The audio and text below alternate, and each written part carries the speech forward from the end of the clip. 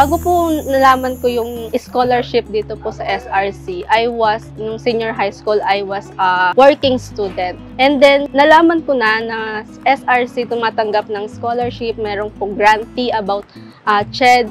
Nag-enroll po ako dito. Before, sobrang hirap po, no? But nung nakakatanggap na kami ng TES, mas gumaan yung pag-aaral ko and mas natulungan po ako ng subsidy na to kasi hindi na rin ako humihingi sa parents ko, hindi na rin ako naghihingi sa kanila na, ma, mayroon kayong babayaran sa school. Sagot na po ng CHED. So, mas gumaan po yung pamumuhay ko as a college student.